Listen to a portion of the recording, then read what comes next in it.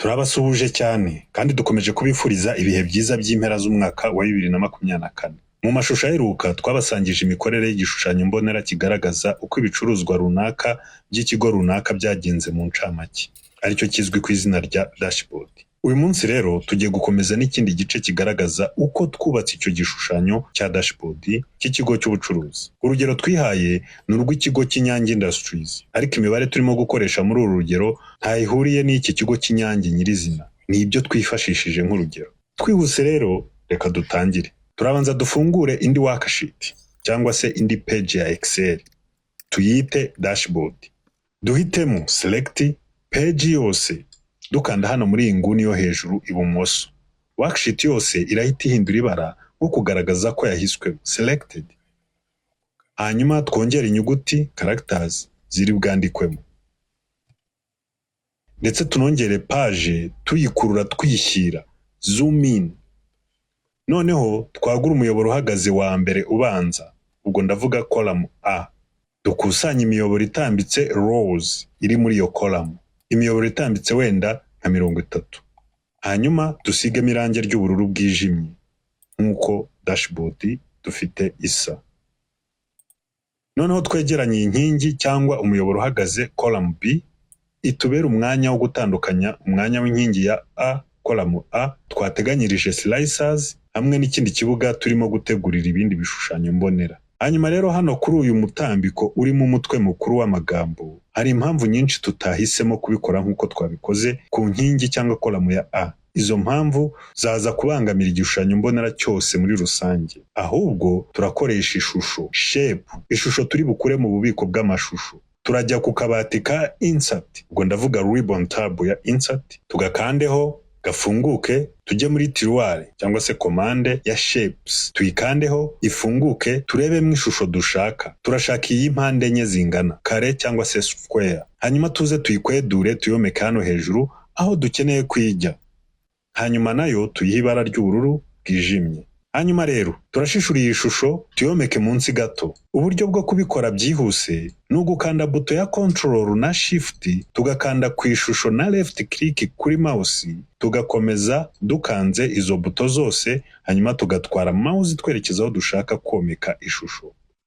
Ubwo reka tubikore ku mashusho yose dukeneye hano, ndetse tunayaringanize neza. Hanyuma hano hasi aho turi bushyire ishusho y'amakuru y'uko ibicuruzwa byacurujwe kuri buri gicuruzwa, turahashyira umutwe w'amagambo uri bwambukiranye inkingi columns 3, kuko amakuru yacu ari bujye muri columns 3. Uko ibicuruzwa byacurujwe, sales by products.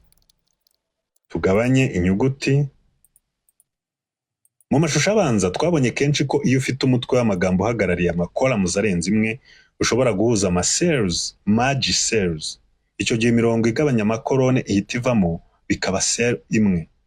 Utabishaka muri ubwo buryo, ushobora kuza hano muri izi formatting settings zindi tukabikora gutya. Turahitamo umutwe w'amagambo, tujye mu gatiriwari ka general, dufungure, tujye muri more number formats, tuhakande, tujye kuri alignment, tujye kuri horizontal alignment, duhitamo center across selection, twemeze. Umutwe w'amagambo urahita ujya hagati no hagati by'amacolumns uhagarariye, bitabaye ngombwa ko cells ziba merged. Noneho dukomeze tubikore no ku yindi mitwe y'amagambo isigaye, uko byacurujwe mu turere, sales by districts, ndetse no hepfo igicuruzo n'inyungu rusange bya buri kwezi. Noneho tugaruke ku mashusho yo hejuru, twandikemwo naho imitwe y'amagambo igomba kujyamo. Kugira ngo twandike muri shape, tujya ku ishusho shape, tugakanda right click kuri mouse, hakaza kano gatebo, tugahitamo edit text, hanyuma kasa cyangwa cursor igahita yishyira mu ishusho. Hanyuma tugatangira kwandika Inyange Industries Kigali Distributors Dashboard. Amagambo tuyakwize neza muri shape. Noneho aya mashusho yandi yo hasi tuyahindurira ibara, dushyiremo iryererutse. Turazitamo zose icyarimwe, dukanda button ya control kuri keyboard, hanyuma tukayitamo yose. Igihe tumaze kuyahitamo, hejuru kuri tab hahita hiyongeramo ribbon tab ya shape format. Niyo tujyaho tukayifungura. Tukajya muri shape fill, tugahitamo ibara ryererutse. Ndetse dushobora no guha amashusho yacu ibicucu kugira ngo birusheho gusa neza nk'uko mubibona. Noneho naho dutangire twandikemo amagambo akenewe. Right click, edit text, twandike, duhindure ibara ry'inyuguti turigira umukara kuko hano niryo ryagaragara neza noneho.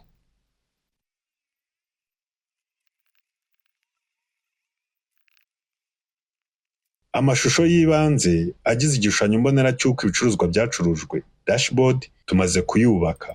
Hano ibintu bisigaye tutarashyiraho ni idarapo ry'u Rwanda n'ikirango logo Kinyange Industries. Dore uko ibi birango nabishyizeho. Nabanje kujya muri Google kubishakisha. Idarapo ry'u Rwanda ndarifotora na screenshot, hanyuma ndibika kuri desktop. Ndongera nshakisha Inyange Industries logo, nayo ndayifotora screenshot, hanyuma nyibika kuri desktop. Fungura Photoshop yo gutunganyirizamo logo y'Inyange. Ndashaka gukuraho background. Amashusho yacu tumaze kuyatunganya, dusubire muri Excel kuri dashboard yacu. Duklike muri cell tubonye, hanyuma tujye kuri insert, tujye kuri pictures, dufungure, duhitemo picture from file, hafunguke dialog box, duhitemo idarapo, twemeze kuri insert. Idarapo rihita rigaragara muri Excel, hanyuma turiringanize neza, hanyuma turinganishe naho dukeneye ko rijya. Tubikore gutyo no kuri logo y'Inyange. Tayare, ubu fondasiyo y'igishushanyo mbonera cy'ibicuruzwa dashboard turayisoje, igisigaye ni ugushyiramo amakuru akenewe. Mu mashusho y'ubutaha tuzabereka neza uburyo amakuru dushaka kugaragaza muri dashboard uko tuyagezamo. Mugire ibihe byiza naho ubutaha.